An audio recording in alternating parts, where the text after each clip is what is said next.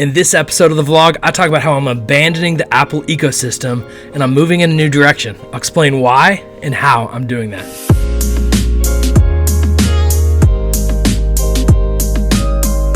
So I've been in the Apple ecosystem for a long time. This is the original iPhone. This is a 4 gigabyte iPhone. I love this iPhone. This iPhone really introduced me to smart devices and got me into the Apple ecosystem. I guess I maybe had an Apple laptop prior to this device, but this is what really hooked me holistically into the Apple ecosystem. And then I had this device. This is the iPad 2. I love that iPad. It was amazing. It was a great device, but I'm steadily finding myself moving away from the Apple ecosystem. And I'm doing it for a number of reasons. Let me explain.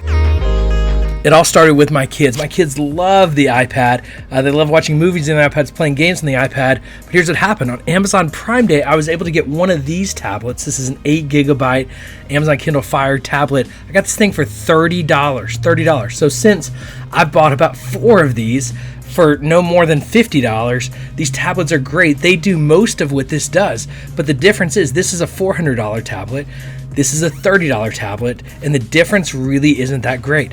And so we found ourselves, because of price, moving out of the Apple ecosystem. About 2 years ago is when we bought our first Kindle Fire tablet. We now have 3 others just like it. Now I'm fully in the Apple ecosystem. I've got the iPhone 10, I've got the Apple TV, I've got an Apple Watch, I've got an Apple computer. I'm fully immersed, but things have begun to change. And so it started with the tablets. And then when it came to voice, we integrated the Echo devices into our homes because Apple HomePod wasn't a thing. Well, now Apple HomePod's here, but it's too expensive. So now voice is Amazon, our tablets are Amazon. The other thing that's happening is I'm beginning to find myself using more and more Google platforms.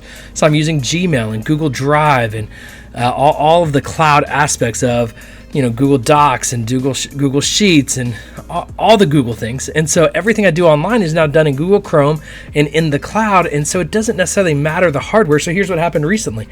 I went, and when I had to replace my Apple laptop, instead of getting a new MacBook, I got this. This is a $100 Chromebook that I bought on Amazon for $100. Now it's refurbished. It's not as good as an Apple, my MacBook computer. But when I was looking at a new MacBook, that was gonna be $1,500. This is $99. And so it was hard to justify, is it really worth the extra horsepower I needed for this laptop? So I tried this out for a couple of weeks, and honestly, 95% of the time, I love it. It does everything I need to do. I do everything in the cloud, in Gmail, in Chrome. But there were a few things it couldn't do. So here's what I did. I went and bought a Mac Mini, which allows me to have the computing power at my desk that I need for about half the price of a new laptop. So I'm using the laptop, the Chromebook, for when I'm on the go, which is about 20% of the time. And then I use the Mac Mini for the horsepower I need, which is actually better than the MacBook laptop for my computing. And so what I'm finding myself doing is easing away from Apple. Now, I'm not ripping the Band-Aid off and abandoning Apple, but I am finding that where I was fully immersed in the Apple ecosystem, I'm now transitioning out of Apple. And what I'm finding is it's way more affordable as I move out of Apple. I think in the next 2 years, I will be completely away from Apple unless something changes, unless something happens. So we'll see. So it started with tablets, it transitioned with my laptop, and I think the next big device, the big platform, is the phone. And so this is the old iPhone. I still have the iPhone 10. It's still good.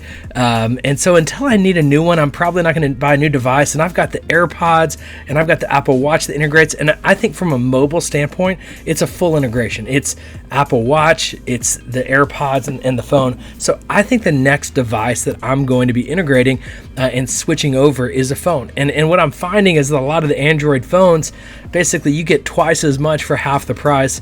It's hard not to make the switch. So when it's time for a new phone, I'm going to be shopping Android phones significantly.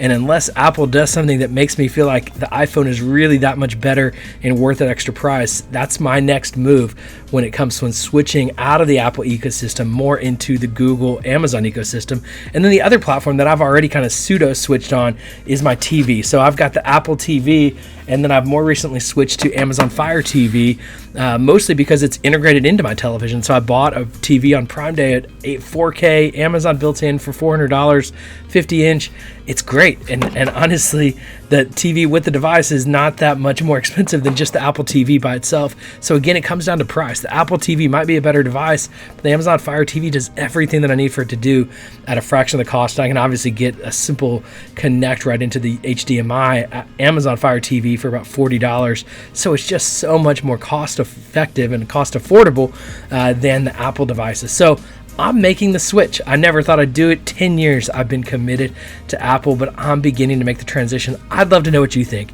Am I making a mistake for abandoning Apple? Will I come back to Apple? Are you abandoning Apple? Are you moving into Apple? Where are you when it comes to the Apple ecosystem, when it comes to the Google ecosystem, the Amazon ecosystem? Where are you, and what do you think about my move?